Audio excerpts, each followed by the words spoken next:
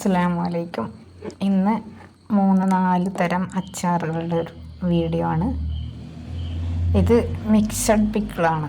അതായത് carrot, beetroot ഉണ്ട്, നെല്ലിക്ക ഉണ്ട്.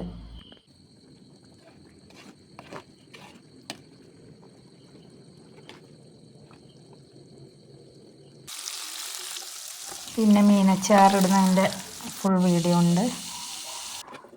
അങ്ങനെ 3-4 തരം അച്ചാറുകളുടെ വീഡിയോസാണ്.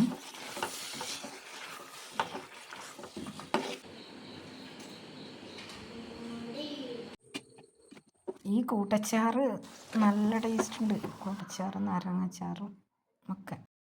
ഇത് എല്ലാ അച്ചാറിൻ്റെയും പിന്നെ ഉണ്ടാക്കുന്ന രീതി സെയിമാണ്. ഞാൻ എള്ളെണ്ണയിലാണ് ഉലുവയും കടുകും പൊട്ടിച്ച് ഇഞ്ചി വെളുത്തുള്ളി പച്ചമുളക് അത് അരിഞ്ഞും ചേർക്കാം, അരച്ചും ചേർക്കാം, പേസ്റ്റ് ആക്കിയിട്ട് ചേർക്കാം.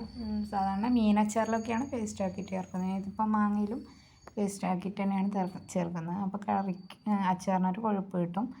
അങ്ങനെ അരിഞ്ഞു വെച്ചിരിക്കുന്ന മാങ്ങ എല്ലാം ഈ അരപ്പിലോട്ടിട്ട് വിനാഗിരിയും ആവശ്യത്തിന് ഉപ്പ്, പിന്നെ കായപ്പൊടി, അച്ചാർ പൊടി അങ്ങനെയൊക്കെ ചേർത്തിട്ട്, വിനാഗിരിയാണ് ഇതിൽ വെള്ളം ചേർക്കുന്നില്ല, വിനാഗിരിയാണ് ചേർക്കുന്നത്. പിന്നെ രണ്ടാമത്തെ അച്ചാർ എന്ന് പറയുന്നത് ഇതിപ്പം നാരങ്ങ അച്ചാറാണ്. അല്ല, മൂന്നാമത്തെ അച്ചാറാണ്. ആദ്യം മിക്സഡ് വെജിറ്റബിൾ അച്ചാർ, പിന്നെ മാങ്ങ അച്ചാർ, ഇതിപ്പം നാരങ്ങ അച്ചാർ. അപ്പം ഞാൻ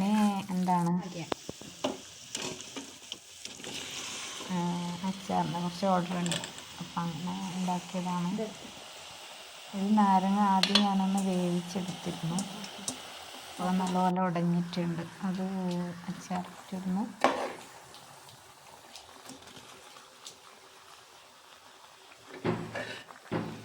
ഒന്നാമത് എനിക്ക് ഈ ഫുഡ് ഉണ്ടാക്കുന്ന അങ്ങനത്തെ ഒരു കാര്യങ്ങൾ കുറച്ചൊരു ഇഷ്ടമാണ്, താല്പര്യം ഉണ്ടായതുകൊണ്ട് പിന്നെ ഞാനങ്ങനെ വെറുതെ ഇരിക്കല്ലാണ്ട് ഉണ്ടാക്കി. പിന്നെ ഇത് ഇപ്പം മുളക് ഒറിജിനൽ പൊടിപ്പിച്ചാണ് ഉണ്ടാകുന്നത്. അപ്പം അതിന് വേണ്ടി ഞാൻ വാങ്ങിയിരുന്നു. അങ്ങനെ ആദ്യം ഞാൻ അതിൻ്റെ ഇതൊക്കെ കളഞ്ഞു.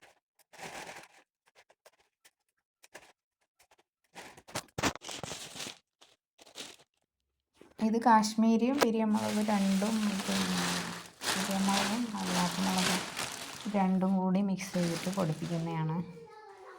അങ്ങനെ മുളക് പൊടിപ്പിക്കാൻ കൊണ്ടുവരുന്നുണ്ട്.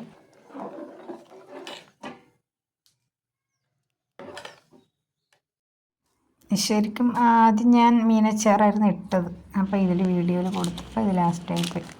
മീനിൽ ആദ്യം മുളക് പൊടി ആവശ്യത്തിന് ഇഞ്ചി വെളുത്തുള്ളി ചേർത്തിട്ടൊന്ന് പൊരിച്ചെടുക്കുന്നുണ്ട്.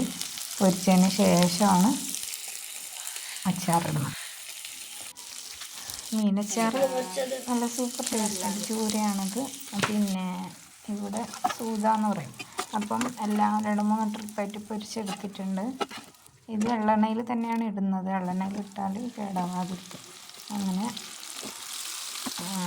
ഇതിലോട്ട് ഇഞ്ചി വെളുത്തുള്ളി പച്ചമുളക്, അപ്പോൾ ഒരു 2 കിലോ മീനൊരു 1/4 കിലോ വീതം ഇഞ്ചി വെളുത്തുള്ളി പച്ചമുളക് പേസ്റ്റ് ആക്കണം.